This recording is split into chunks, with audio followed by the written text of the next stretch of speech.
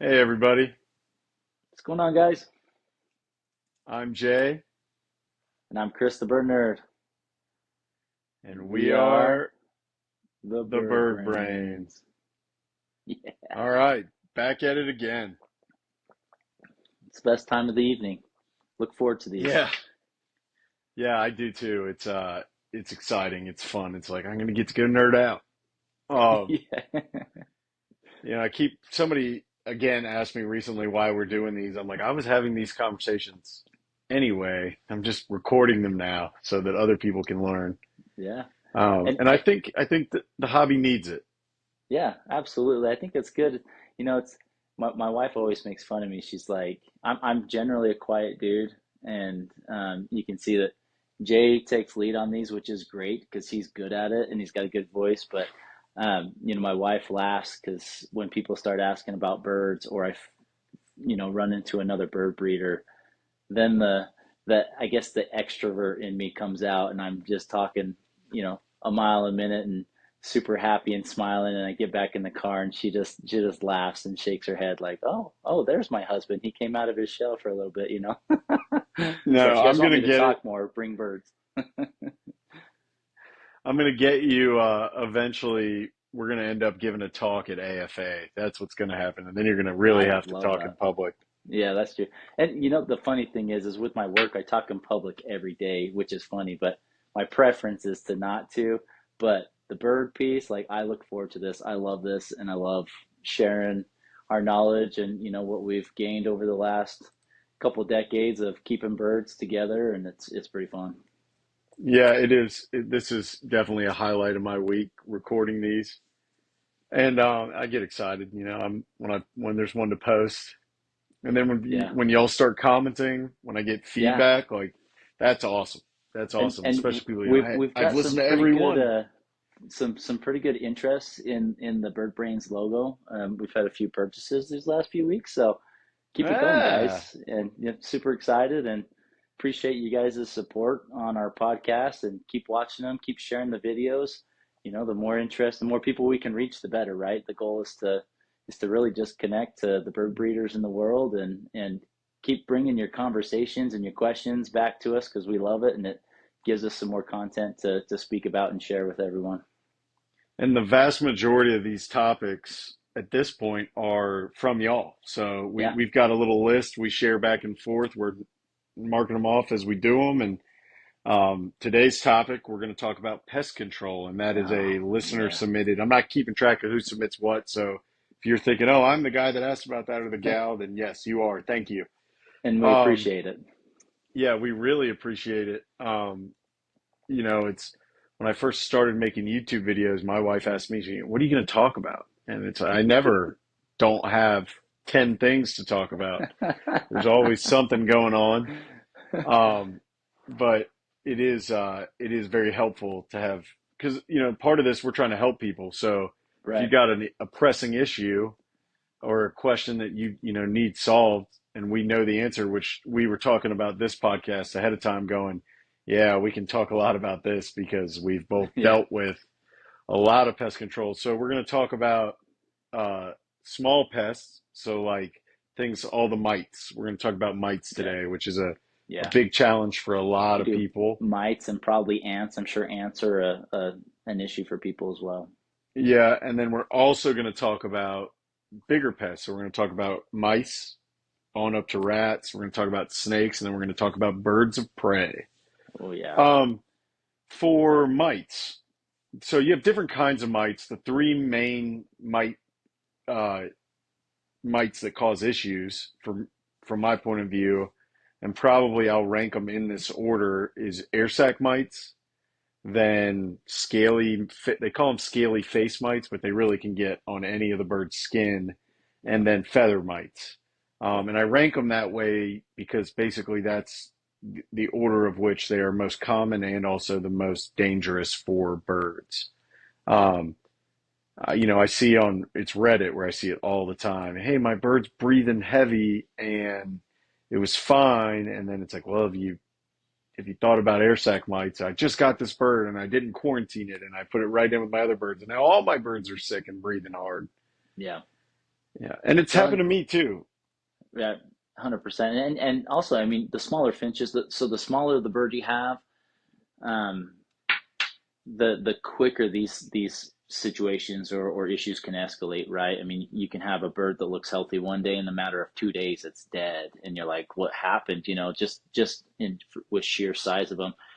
Respiratory issues are probably the number one issue for all birds. They are incredibly sensitive to just air pollutions in general. And then you throw in the air sac mites, right, that come into their lungs and they affect their breathing, they affect the amount of oxygen that their bodies can get, and they can do some pretty serious damage uh, to your finches and even your larger birds as well. Right. And so, for those of you who don't know or just listening in, so air sac mites, birds' respiratory system's a little different from people's. So they have lungs like we do. Their lungs are much bigger as a uh, proportion of the bird, and then they also have air sacs in their body that they basically kind of use like balloons, if that makes sense. And so they have them in their neck and then distributed throughout their body, and the combinate that's all part of their respiratory system. And so they can get these little mites that are about the size of a pinhead, if even that, in there that basically latch onto the wall and suck their blood and then multiply. Causes several problems. It can actually just choke them. You can if you kill a lot of them at once, you can get a secondary infection that'll kill your bird because they have a bunch of dead mites Yep. in their air sac, like rotting, basically. And Yep. then they're very contagious. So you have a bird that has air sac mites eating seed from a feeder, and then another bird comes by to eat that seed. Now you have two birds with air sac mites. So for me, for my air sac mite protocol, that's one of the things I always treat for in quarantine. In fact, that's what Yep. dictates the length of my quarantine. So I use a product called SCAT in quarantine. You can buy it on Amazon. It's very available in the States. And it's essentially, it's very similar to ivermectin or like heartworm medication, flea Mm-hmm. medication for dogs. You put a drop on the skin, either on the back of the neck, between the feathers, and a good, just one solid drop is what a finch needs, or you can put it on the inside of the thigh. Seen a lot of misconception out there that you do that in the hopes that the bird will ingest it by preening themselves. That's not what it does. It absorbs through the skin. So you're just trying to get it onto bare skin on a bird where it can be absorbed. So like their leg doesn't work because it's kind of armored. But where I like to put it is I flip the bird upside down. I move the feathers on the inside of the thigh out of the way and that's a pretty low feather concentration area on a bird. And then I can get the scat right there. Now, the important thing with scat is it is a two-dose treatment. So the life cycle of the air sac mites is exactly 21 days. So you've got to do it on day one and then again exactly on day 21. Day 19, 20, 22, 23, that won't work. You have to start all over. So you want to make sure, you know, if you're going to dose your whole flock, you got to do every single bird on the same day and then every single bird again 3 weeks later, or a new bird, which you need to keep separate from your other birds. You got to do it day one and day 21 of quarantine. Um, do you use scat or do you use something Yeah. else too, or what? Yep. I use SCAT. I also in the past have used S76. That's Hmm. a good product for masses of birds because you can put it into the water.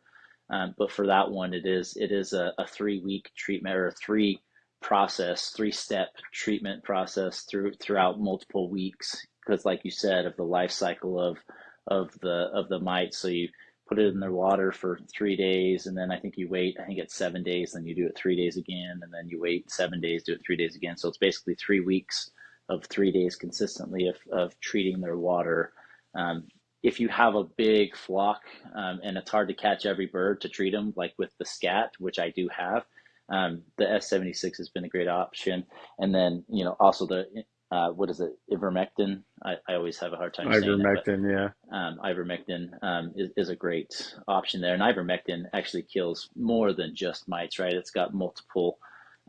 parasites and bacteria that it can kill when you treat the birds. So it's a better overall or all-rounded treatment. But if you're treating specific to mites, the SCAT is usually my go-to, especially for new birds. Yeah, and then I also use Moxivet. So Moxivet's Uh-huh. also a dewormer. Another one is avian insect liquidator. There's a couple different options, but Hmm. yeah, for treating the whole flock, I before and oop, just bumped my camera. Before and after breeding season, I treat with Moxivet because if you're keeping birds outside, you need to deworm them. Even if you think, well, how there's no new birds here. If a wild bird poops in the cage somehow or something, maybe a mosquito gets in that bit a wild bird and then bites your bird, and then now your bird has worms, and then everybody gets Right. worms. So Yeah. I treat with Moxivet the birds I already have, and then the new birds get scat. Now, um, people have used, and you can use scat as an emergency treatment. So if you see a bird breathing hard, and the easiest way to test if you have good hearing, you can hold the bird and literally put its beak in your ear, and if you hear clicking, it literally sounds like the crabs on like Finding Nemo, like Hmm. click, click, click, click, click. That is air sac mites. You can Yep. sometimes on bigger birds, it's very easy to do. You can hold a light up to their throat and you can see them in there, but on finches, you can't really do that. It's the best Yeah. way is by sound. And But again, sometimes when they're a worse case, they're wheezing, right? I mean, you can like mhm, physically see the distress in their breathing. right, it looks like they're choking. Yeah. Um, And in that case, you also want to follow along with an antibiotic because of Yeah. like what I talked about earlier. By the time you get to the point where the bird can't breathe, you've got a lot of air sac mites. So you're going to need to do something more than just kill the air sac mites because it doesn't do any good if all the air sac mites are dead and so is the bird. Yeah. Um, do you ever have a scaly face mite or a feather mite issue? Um, I have had a feather mite issue in the past, and I think that one really comes down to just cleaning your aviaries and making sure you've got a clean environment. And when I say your aviaries, I mean specifically your nest boxes, right? Making sure you if you're breeding in a big aviary scenario or even just a single pair, making sure you clean the nest box out before breeding. And then some species that are messier, like your zebra finches, a lot of like your cutthroats, amidema finches, they're really messy. Their babies just destroy the nest. I will usually clean out the entire nest box after each clutch and let them rebuild and lay again, just because they are messy and it it it breeds, it's an environment that is easier to invite or breed, some of these mites and things like that. So yeah, clean environments, making sure you're cleaning your nest boxes out, before and after breeding. And then I do have like a spray that I'll use. I'm trying to remember what it's called, I but use it kills Scale like, X. yeah, and it kills like mites and lice and, a pretty big variety of birds. And I'll spray down their cages, all the cracks and corners of the aviary, Mhm. things like that, where mites could potentially or insects could potentially hide in, just to help, ensure that we've got a clean environment. So I think that along with the treatments, and um, you know, annual precautions to treat your birds for mites and things like that is great. Even, don't wait till you see them breathing heavy and you have these distress signs. Like you said, Jay, before breeding, treat them. After breeding, treat them, right? And then on a case by case, basis if you need to. And there's certain species that are affected more by any of the three types of mites, right? A lot of your Australian or species, like your Gouldian finches, are they're probably the worst. Yeah. They get them as easy or easier. Some Orange of the cheek African, waxbills too. yeah, I Yeah. was gonna say some of your African finches and your waxbills do. All like your amidema and your cutthroat. They don't necessarily get the air sac ones, but I've seen feather ones on them. They seem to be Mhm. attracted more to them. Zebra finches, I don't think I've ever seen any. I don't know. I don't know if I've ever seen it like a worst case. They're pretty hardy birds, but yeah, your Yeah, canaries, I'm they get trying to air think. sac I mites can't really think so. easy. So there are certain species that get it easier than others. And if you got multiple species together, like what we do, just treat the whole flock. It's easier to do that on a preventative basis than just trying to do it case by case scenario. Or like you said, when you get a new bird in, make sure that's one of the treatments you're giving them to in their quarantine, so you're not introducing something else to your aviary on accident. Yeah, and that's what I do in quarantine. On day one, they get SCAT and they get a feather spray. And then on day 21, they get SCAT and then a feather spray. And then in the meantime, I may do a couple other treatments, but those two always, Yeah, always. Even if the bird looks totally great, even if I knew that the bird came from Mars, it had never been around another bird in its whole life, I would still do that. right. Yeah, yeah. Um, It's just best practice. It's just a standard you should aim to always keep. Right, exactly. And I think you summed it up.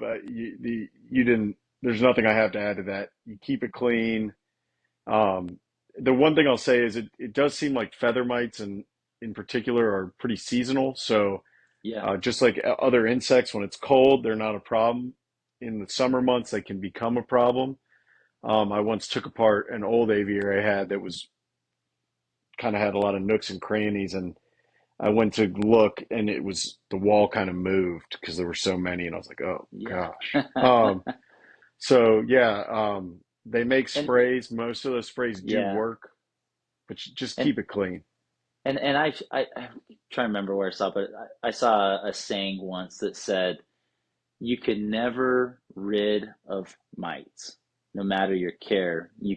But you can always prevent them, right?" So you can always keep the top-notch environment, but it is still necessary to treat your birds as a preventative measure, right? Because mites are almost like the flu. They're always there, and it's really just how do you maintain them and keep your birds healthy enough so that they can fight against these, diseases and other bacteria that are always present, right? No matter how clean your environment is. But then also making sure that we are doing preventable, treatments ahead of time so that we're keeping our birds in that healthy environment and healthy shape so that we can prevent, an attack of mites or things like that, or an infestation, so they are always present. It's just how do you maintain them, keep a clean environment, and keep your birds Right, on a routine and a preventative routine, right? To maintain. right. Okay. So speaking of attacks and infestations, Yeah. let's talk mice. Oh, yeah, yeah. Um, I'm having a mouse problem right now. In fact, I'll start there. So if you're watching and you can see this dot on my head today, I was dealing with mice today and cut my head underneath my aviary, underneath the inside portion, I'm putting in some new concrete to block where I think mice are getting in. I've had a problem with them.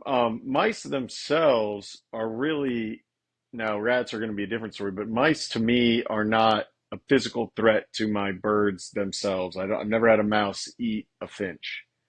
Um, they are unfortunately a huge vector of disease, right? They poop and pee a lot and they leave it in the aviary or on the ground and it starts to smell and it whatever else they're getting out in the wild, they're going to bring into your aviary. So, what are some of your practices for keeping mice out? Yeah, and I agree with you 100%. And I have had mice climb into nests and eat the eggs, of Okay, my birds. So I have seen that piece, yeah, but they are small enough that unless the finch just sits there, right, maybe they take advantage. But um, if you've got a big aviary, and I think when we talk in terms of mice, if you've got a big aviary or a big variety of species that you keep outdoors, the likelihood that you're going to get mice at some point within the timeline of keeping those birds is pretty high, right? You've got seed, you've got birds that put off a distinct smell, right? got There's a water, lot everything they water. There's a need. lot of factors that would draw a mouse in, and I think when you have birds inside your house, the likelihood of that is probably considerably less, unless you live in the middle of nowhere and you've got field surrounding your house, and there's a higher population or density of mice. But I'm thinking in terms of an outdoor aviary, multiple species of bird, lots of seed everywhere, lots of water everywhere. A few things that I've done to try and help prevent mice. I have, and I did that with my aviary. This one that I just built. Try to build them on concrete, or concrete pavers, things like that. Something that the mice can't dig underneath or chew through. It's harder for them to break through those barriers. Um, Doubling up your wire is great practice. Doubling up the barrier. So I do insulate my shed that I keep my birds in, and I actually put rat poison in between. So I've got, the outside wood. I've got my inside insulation because it's cold here in Utah in the winter that's sprinkled out with mice poison, and then I've got Oh, my wow. inside barrier. So even if the mice chew through the wood, which they can and probably eventually will, then they've got another barrier of mice poison in there You've to left a kind of help booby trap. deter that. Yeah, kind of a little booby trap for them. But and even still, then every nook and cranny possible throughout your aviary or your shed, eventually they'll find. I mean, they're hard. So I would say as clean of an environment as you can. Try to double up on your wire. If you can place, your birds on top of a concrete platform or something like that, you can. Or if you do have a natural, dirt or sand or things like that in your aviary, dig underneath and, layer that, put a layer of wire so that the mice can't come through, and then put your dirt on top of that. That's something that you can do as well. So those are just a few things that you could do to help deter, mice or rats getting in. But it is a constant battle. You have to be aware of it, and you got to continually do improvements year to year to help continue to prevent mice from getting in. And really, they're coming for the seed, right? They don't say, oh, there's birds, I'm gonna come eat them. At least the mice, they're coming because they smell seed. They got access to water, and usually it's a warm environment because we keep our birds warm because we want them to stay alive. And so, all things that attract mice. Right. And in my case too, I've done a lot to eliminate other predators being around. So it's safe, it's warm, there's food and water, like kind of paradise, right? Yeah. Um, yeah, so I've done that. I've done all the things you mentioned. I've got like on the part of my aviary that is dirt floor on the outside, the hardware cloth, so like the metal wire on the outside, I took it out a couple feet underground there. So if you got to where you thought you were going to dig right under the edge of my aviary, you hit metal, which does stop mice. So those are good things to do. I've also got recently like an ultrasonic sound and light emitter, so that does like random lights and it does a sound. Doesn't bother the birds, and I don't know how well it works on mice, but it's another thing I'm trying. The other thing I've done is everywhere that I think mice can get in, I've started to just take cement and block it off because Yeah. I mean, I guess eventually they could chew through cement hypothetically, but if you go into my bird shed now, as of today, around the edge, every edge I could find now, there's a you know cement 45 in there. So I'm hoping that keeps them out. I've also Love it. done mouse traps in the past, things like that. You Yeah, can't and get a cat, I was so gonna say some of the things are tricky, right? You can't get a cat because the cat will want to eat your birds too. Um, you have to be really careful and strategic if you put poison out because you don't want your birds to ingest it or the or your mice to kids bring or it into whatever. the right, or your kids, right, or other animals that you may have. So you got to be really, strategic in that. Um, and then the other one is, I know people don't like to hear it, but you have a pellet gun or a BB gun on hand and you do a Yeah. really quick death. And I know there be people out there that don't like to hear that, but sometimes that is the best and most humane way and easiest way to ensure the safety of everything else, other animals or your birds or things Right. like that, to be able to eliminate them as well as an I option. keep a red rider in the aviary, and that so for the next thing, it's even more important. So we'll talk about rats, right? So where I live, down in the deep south. I'm sure you get them in Utah too, but I killed in my aviary once like a 4 pound rat, like a Wow. gigantic, like Oh with his man. tail, he was probably almost 2 feet long. And he got, before I got him, he got four of my quail. So he actually ate a couple of them, and then one was mortally wounded. One actually survived. I put a bunch of, it had horrible wounds. I put antibiotic cream on him that I ended up saving that bird. And then he got a male starfinch of mine that I really liked that was flightless. And so I just found like some pieces of that bird, which Yeah. sucked. Yeah. Um, and a different rat, so that rat chewed through an area that wasn't covered in metal screen. So I ended up having to take the whole top off my aviary, put down a metal screen where I didn't think I needed one, then put the top back on, the roof back on. But I also had a different rat cause an escape. Last summer, if you remember, I had a rat that chewed a big hole under low in the aviary where I didn't realize it was there, and then chewed another hole up top in an eave of the shed. And my daughter actually saw two of my birds out above the bird shed, just out in the open. Luckily, I was able to, in the middle of the night, it was a pair of my orange-cheeked waxbills. And I Oh was able to wow. I caught the male. He was just asleep on the outside wire. And I went out there at like 1 a.m. and he was kind of asleep in a trance. I was able to grab him. And then the hen, it took me like 3 more days to catch her. I finally caught her with a cage and some millet, like a trap with like a kind of a Looney Tunes style string trap. Nice. But I don't think I would have been able to catch her if I didn't have her male. I ended up putting him in a smaller cage in there. So she came in there to get the millet and be near him, and then I got her. But it Nice. was, I mean, they're a big problem. And yeah, they're the uh, lethal force is authorized on those guys for, I mean, they're dangerous Yeah. probably to even like a small dog, let Right. alone my kids. I don't want them around.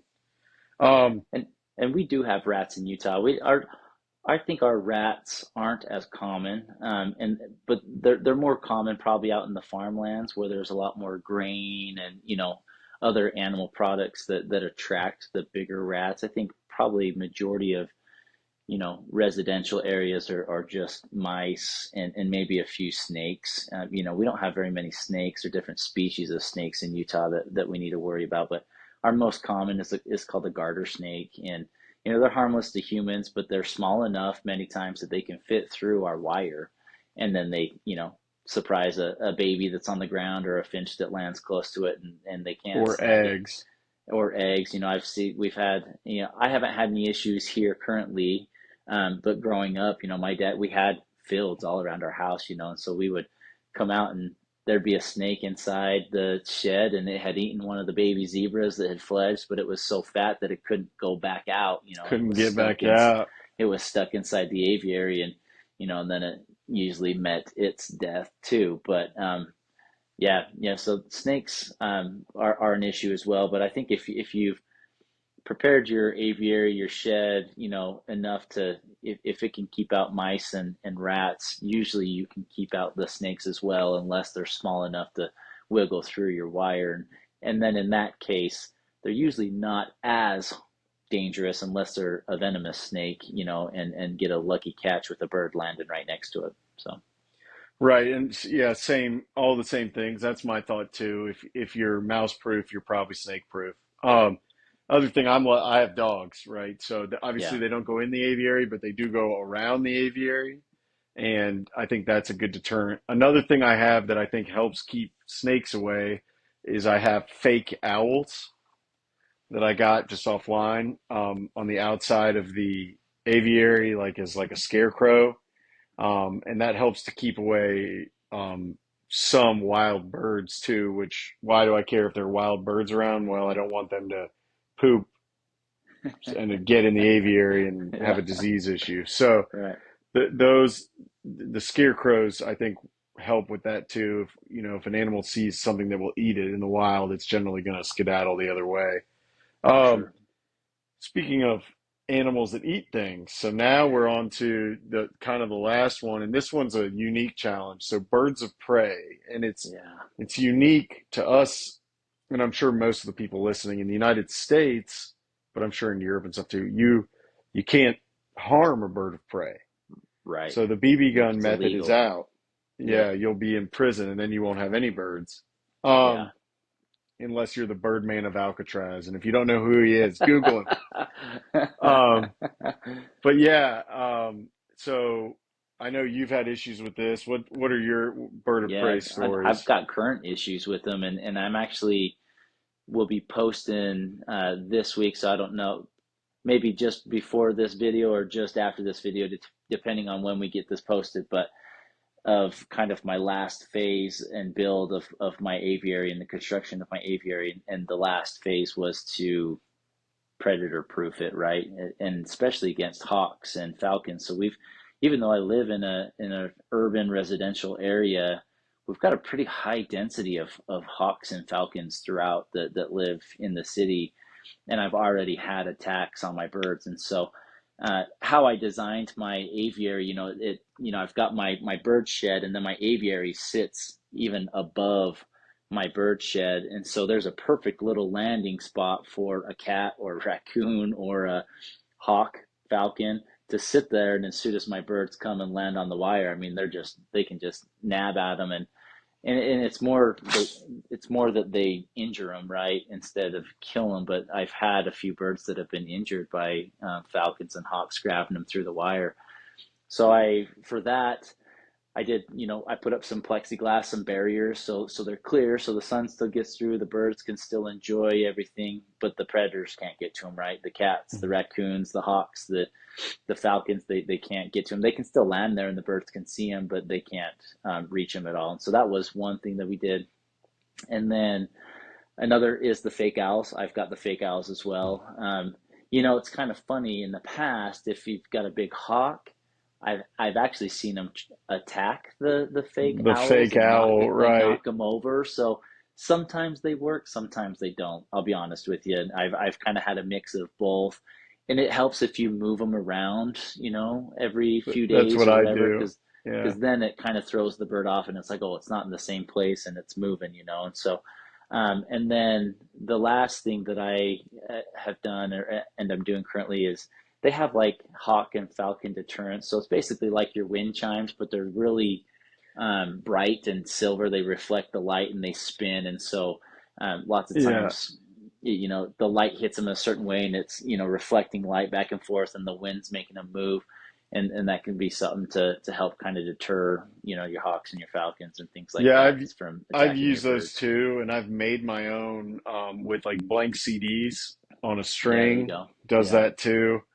I've done that. And then the other thing I have, so I had an owl last fall that he would show up pretty routinely at 4 a.m. He would perch, and I posted a video of this on my Instagram because I have cameras on the aviary, and he would Nice. perch on my kid's swing set and then just crash into the aviary over and over for like an hour trying to get to my birds. And he can't. I mean, like we talked about, my aviary's owl proof, and I've got double. My aviary is framed in 2x4s, and I've got two sets of wire, so there's a inch and a half gap there. They can't get through, but you can scare the literally the death out of birds, right? And then you can also they try to fly away in the dark. Well, birds don't see well at night unless they're an Right. owl, so they could break their neck, hit something. It's a big problem. Break a wing. Yep. So, um, what I finally ended up doing that successfully deterred that bird was everywhere that it was trying to land in order to then have kind of an angle to hit the aviary, I put up those anti-pigeon Oh, nice. spikes that Yeah. doesn't hurt the bird, but they just can't land there. Yeah. So my kid's swing set looks kind of funny. It's got all these spikes on top of it now, and I actually put some on the side of the aviary where the bird was trying to collide. So he's kind of got Okay. two things stopping him, and I was a little bit worried that I would find just like an impaled owl. But I didn't. So if you're listening to this and you're from the government, I didn't kill an owl. But it was just enough that it made it not worth it for him anymore. So I think you said it at the beginning, and this is probably the right attitude and the right way to explain it. You're always going to be keeping birds outdoors. You're always going to be fighting some kind of pest Right, control battle. But the more, basically, every time you get shown a weakness and you fix it, the more you do that, the more safe everybody gets, and you figure it all right. out. Yeah, I agree. And and it's and it is that just keeping on top of it. There's going to be times that eventually the predators will find a way through, right? Whether it's a mouse or a snake or something like that. And so, just try and be vigilant. And if you keep birds outside, the chances of you running into a predator of some type is going to happen. Birds are prey, or sorry, No, yeah, they're prey. yeah, you're right. Yeah, And it's going to happen. So just be aware of it, be prepared. Do your research. If you want to build something big, do your research as far as making it predator proof as well, and so that you're not having to backtrack as much, and put that into your plans and preparations. If you have a cage that you keep your birds inside and you want to just set them outside so that they get some outside air, be aware of that as well, and be prepared. How can you protect your birds in those settings so that a hawk or falcon or a cat can't just come sit on the cage and reach its paws through the wires and get the birds. So just be vigilant, be ready for it, so that we can keep your birds safe and happy and healthy. yep. Just this is one of those. It's a hassle, but it's part of being a diligent bird owner episodes, right? You Yeah. got to do it. Yep, for All sure. right. So, do you want to do another comment challenge? Yeah, let's do it. You got one for us? Yeah, let's see. Okay, so you got a comment here. You've got a comment on one of our socials also. Either Okay. or is fine. And you've got to tell us your favorite bird and your dream bird. Oh, I So love your that. favorite bird you've got and the one you want to get in the future. I love that. Maybe So and maybe that's something we can take for our next video too, Jay. We can put our. I know we've talked about our favorite bird, but I don't think we've talked about what bird we dream want in the birds. future. Our dream bird. Yeah, I I've like that. got, I've got some. I know. So I know. shocking. I Mine's know not just everyone, one. I've got a right? list, but Everyone's listening to this and they're like, he does? Yeah. Um, all right. Where can they find you on social media? yeah. So I'm bird nerd all the way around. So for YouTube, Facebook, it's just Bird Nerd at Bird Nerd, and then Instagram is at Bird Nerd 4. You can reach me at any of those platforms, and I try to be diligent and respond to comments as quick as I can. On top of my daytime job and my fatherly responsibilities and husband responsibilities, and so. But yeah, you can reach me at any of those platforms. Yeah, How and about you, Jay? same here. So I'm the Javiary or the underscore Javiary on Instagram. And you can find me on any of those. And I think that's all we got. So comment, tell us what your dream bird is, and we'll see you in the next one. Like Yes, I've got a please do. crying kid. I don't know if you can hear it, I can, but but that's all yeah, right. That's our that's all fatherhood right. calling I'm gonna us. go, Cheers, yeah, guys. go deal with that. Cheers, and we'll catch you in the next one. See ya.